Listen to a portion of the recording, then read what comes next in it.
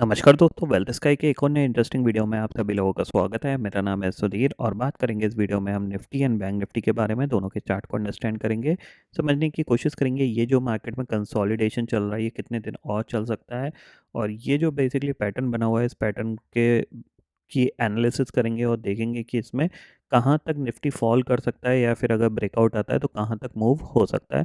इस चीज़ को हम समझने की कोशिश करेंगे, तो जल्दी से इस वीडियो को स्टार्ट करते हैं। वीडियो स्टार्ट करने से पहले सबसे पहले देख लेते हैं हम आज के मार्केट को।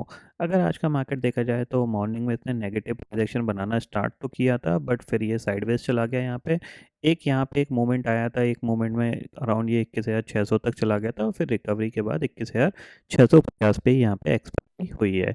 ये ऊपर जो ट्रेंड लाइन है, जो डाउनवर्ड ट्रेंड लाइन है, ये मैं आपको कंटिन्यू मार्क करके मैंने आपको बताई हुई है कि ये एक रेजिस्टेंस एरिया है और यहाँ पे ये कंटिन्यूसली रेजिस्टेंस लेता हुआ दिखाई दे रहा है निफ्टी।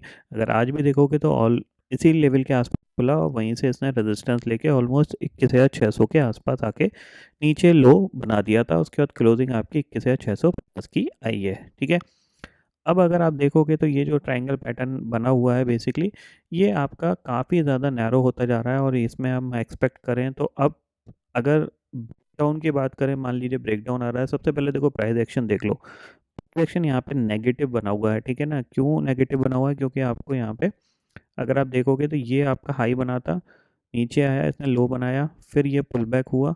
ठीक है, पुल बैक में जो हाई था वो नीचे के लेवल पे shift हुआ, यहाँ से फिर फॉल आया, इसने एक और लो बनाया यहाँ पे, फिर यहाँ से एक पुल बैक हुआ, पुल बैक के बाद इसने फिर एक और नया लो यहाँ पे बना दिया। यानी जो लो हैं वो नीचे की तरफ शिफ्ट हुए हैं और कभी भी ये प्रीवियस लो के ऊपर अभी तक नहीं निकल पाया है। तो इसका मतलब क्या है कि कहीं ना कहीं जो प्राइस एक्शन है वो नेगेटिव बना हुआ है। तो हो सकता है यहाँ से ये थोड़ा सा पुल बैक करके फिर इस तरीके से ये नीचे की तरफ मूव कर सकता है। बट ये भी हो सकता है कि ये ऊपर की तरफ भी मूव कर सकता है। ऐसा नहीं है कि नीचे ही मूव करेगा, ऊपर भी मूव कर सकता है, ये ध्यान में रखिएगा। ठीक है, अब यहाँ पे सबसे इम्पोर्टेंट चीज़ आ रही है कि अभी तक जो आपका एक ये जो ट्रेंड लाइन है, बेसिकली ये जो ट्रेंड लाइन ये मल्टीपल टाइम टेस्ट हो चुकी है। तो ये एक ब्रेकडाउन कैंडल है, मतलब बेसिकली ब्रेकडाउन ट्रेंड लाइन है ये। बेसिकली इसके नीचे ये एक डाउन देता हुआ दिखाई देगा और इसके ऊपर ये एक ब्रेकआउट देगा। दोनों कंडीशंस में आपको किस साइड ट्रेड ज़रूर करना है, किस साइड नहीं करना है, ये बहुत इंपॉर्टेंट है। अगर आप ऊपर की तरफ ट्रेड करोगे तो जाहिर सी बात है, देखो ऊपर की तरफ आपके पास 21,800 के ऊपर सस्टेन करना चाहिए, तभी आपको एक अच्छा मूवमेंट मिलेगा। फिर हम एक्सपेक्ट कर सकते हैं 22,100 या फिर 22,200। ठीक है, जब तक इस लेवल के ऊपर सस्टेन नहीं करेगा तब तक यहाँ पे थोड़ा सा दिक्कत रहेगी। क्यों? क्योंकि ये इसी लेवल के आसपास से ये बड़ी बड़ी कैंडल्स यहाँ पे नीचे की तरफ ये बना रहा है, यानी कहीं ना कहीं सेलर एक्टिवेटेड है।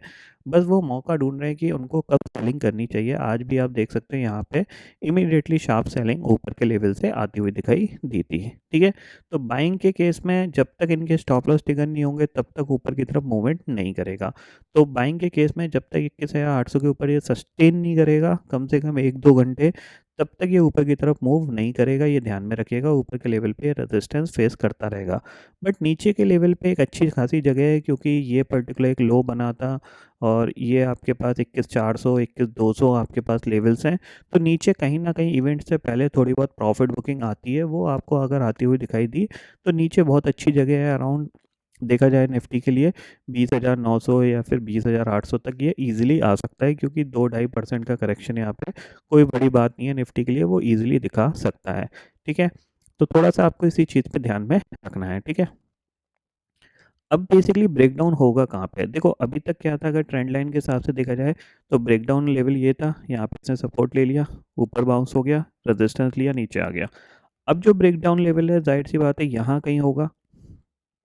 ठीक है, तो यहाँ पे कौन सा लेवल आ रहा है? 21,550। तो 21,550 के नीचे अगर ये ट्रेड करना स्टार्ट करता है तो आप डेफिनेटली एक बार ज़रूर सेल करिएगा, और सेल करिएगा थोड़ा सा बड़ा टारगेट प्लान करिएगा, छोटे टारगेट प्लान मत करिएगा। जैसे कि आज के दिन में भी अगर मैं बताऊं तो यहाँ पे ये कैंडल नीचे आई, मेरा थोड़ा सा बड़े टारगेट के लिए मैं प्लान कर रहा हूँ। तो यहाँ पे छोटी मोटी कैंडल्स जो नीचे आती हैं इनमें प्रॉफिट अच्छा मिल रहा है, ऐसा नहीं है नहीं मिल रहा है, बट होता क्या है, डाइल्यूट हो जाता है।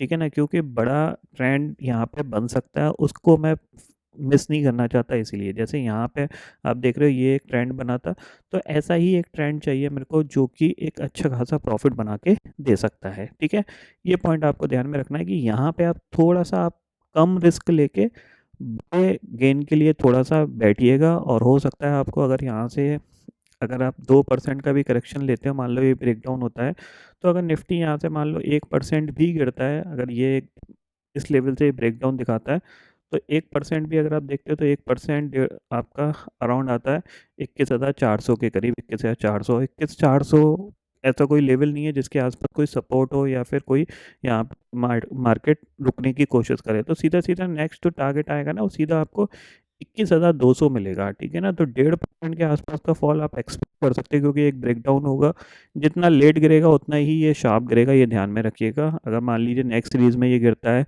नहीं गिरता है, तो मंथली सीरीज में के आसपास अगर ब्रेकडाउन आता है तो आप बड़े टारगेट के लिए प्ले कर सकते हो, ठीक है। मोस्ट प्रॉब्ली ये जो चैनल है इसके ब्रेकआउट या ब्रेकडाउन पे ज़रूर ट्रेड करिएगा। मैं ये नहीं बोल रहा कि आप नीचे की तरफ ही ट्रेड करो, आप ऊपर भी ट्रेड कर सकते हो, बट इस चैनल के ब्रेकआउट या ब्रेकडाउन पे ज़रूर ट्रेड करिएगा, क्योंकि यहाँ पे एक बड़ी अपॉर्चुनिटी यहाँ पे बन सकती है, क्योंकि इवेंट है क्लोज में। और इवेंट से पहले मैंने आपको बताया है कि थोड़ा सा बड़ा मूवमेंट आ सकता है, आइदर अपसाइड भी आ सकता है, डाउन साइड भी आ सकता है। तो इस ट्रायंगल को ज़रूर यहाँ पे, इस पैटर्न को ज़रूर ट्रेड करिएगा, ये ध्यान में ज़रूर रखिए, ठीक है। शॉर्टर टाइम फ्रेम में अगर हम देखें यहाँ पे, तो आज के दिन में एक कंसोलिडेशन ही हुआ है, तो जाहिर सी बात है पूरे दिन भर में इसने इस लेवल को क्रॉस नहीं कर पाता, जो कि 21,680 का है, ठीक है। क्योंकि ये क्या है, ऊपर के लेवल पे थोड़ा सा रेजिस्टेंस बना हुआ है, ठीक है ना। तो 21,680 के ऊपर अगर आज कल भी नहीं निकल पाता है, तो नीचे की तरफ हम दोबारा से कोशिश करेंगे। 21,640 के नीचे अगर ये ट्रेड करना स्टार्ट करता है तो हम इसको सेल करेंगे। हो सकता है यहाँ से ये कंटिन्यूस सेल ऑफ में जा सकता है। थोड़ा सा पहले अगर प्लान करोगे और अगर आपके फेवर में पोजीशन चली गई तो बहुत अच्छा प्रॉफिट यहाँ पे मिल सकता है। या फिर आप 21,600 का ब्रेक होने का वेट करिए, 21,600 के नीचे जैसे ही ट्रेड करना स्टार्ट करें तो आप वहाँ पे भी सेल करके काम कर सकते हो, ठीक है। तो बेसिकली आपको क्या करना है, ये हटा दो, 21,600 के नीचे निकले तो आप ज़रूर इसको सेल करके ज़रूर कामकाज करिएगा। थोड़ा सा बड़ा प्लान करिएगा, 21,200 का टारगेट या फिर 21,150 का टारगेट, और अपनी पोजीशन को थोड़ा सा होल्ड करिएगा, ठीक है। बैंक निफ्टी की बात कर लेते हैं। अब बैंक निफ्टी देखो काफ़ी ज़्यादा इंटरेस्टिंग लेवल पे ट्रेड कर रहा है। अगर यहाँ पे आप देखोगे तो बैंक निफ्टी क्या कर रहा है, आज भी इसने कंटिन्यूसली इसने कोशिश करी 47,500 के ऊपर ट्रेड करने के लिए, नहीं, लेकिन नहीं कर पाया, ठीक है ना। अगर आप यहाँ पे भी देखोगे तो ये एक थोड़ी सी एक शार्प ट्रेंड लाइन है डाउनवर्ड की, यहाँ से अगर इस तरीके से करोगे, ठीक है, ये इस तरीके से, ठीक है, ये थोड़ी शार्प है, ठीक है।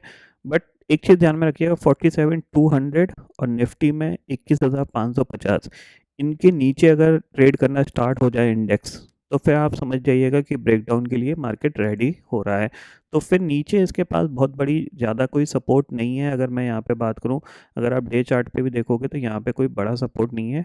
इसके नीचे जैसे ही जाएगा ये इस लेवल के नीचे, तो सबसे पहला तो 46,900 और 900 के बाद कोई बड़ा यहाँ पे सपोर्ट नहीं है अगर देखा जाए तो, क्योंकि इसके बाद सीधा सीधा जो लेवल आता है वो ये आता है, ठीक है, 46,500। और 46,500 के बाद तो ये पूरी एक बड़ी कैंडल है, इवन इसमें गैप भी है, ठीक है।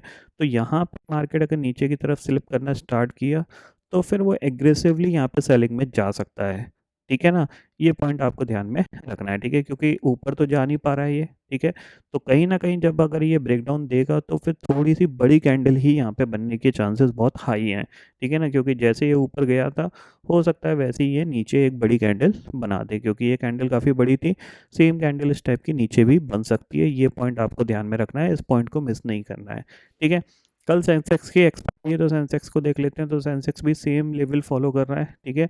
अगर आप चाहो तो निफ्टी के जो लेवल्स हैं उसी के हिसाब से आप सेंसेक्स में भी ट्रेड कर सकते हो। तो इसका भी यहाँ पे अगर देखा जाए तो जो पैटर्न है ये इस तरीके से यहाँ पे ये बना हुआ है, ठीक है। ऊपर ये रेजिस्टेंस ले रहा है, नीचे सपोर्ट ले रहा है, तो 71,300 के नीचे ये ब्रेकडाउन दे सकता है। और निफ्टी के केस के हिसाब से अगर आप ट्रेड करोगे तो निफ्टी अगर आप 600 के नीचे ट्रेड करना स्टार्ट करें तो सेंसेक्स की भी आप पुट ले सकते हो, क्योंकि इसमें भी एक्सपायरी होती है। तो इसके बेसिस पे यहाँ पे इसके अंदर भी यहाँ पे ट्रेड कर सकते हो।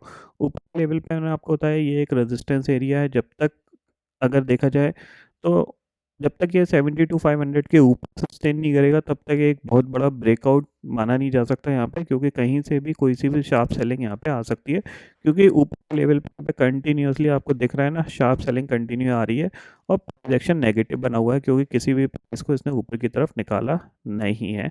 तो हो सकता है यहाँ पे ये इस तरीके से मूव कर जाए। ठीक है, तो निफ्टी हो गया, बैंक निफ्टी हो गया और सेंसेक्स भी मैंने आपको यहाँ पे एक्सप्लेन करके बता दिया है। ठीक है, तो आई होप दोस्तों ये पर्टिकुलर डाटा आपको समझ में आ गया होगा। दोस्तों फिलहाल इस वीडियो में इतना ही है। आई होप ये वीडियो आपको पसंद आएगा। वीडियो पसंद आता तो लाइक और शेयर जरूर करिएगा और चैनल को जो सब्सक्राइब कर लीजिए, क्योंकि मैं सुधीर लेके आता रहूँगा हर दिन आपके लिए नए नए वीडियो।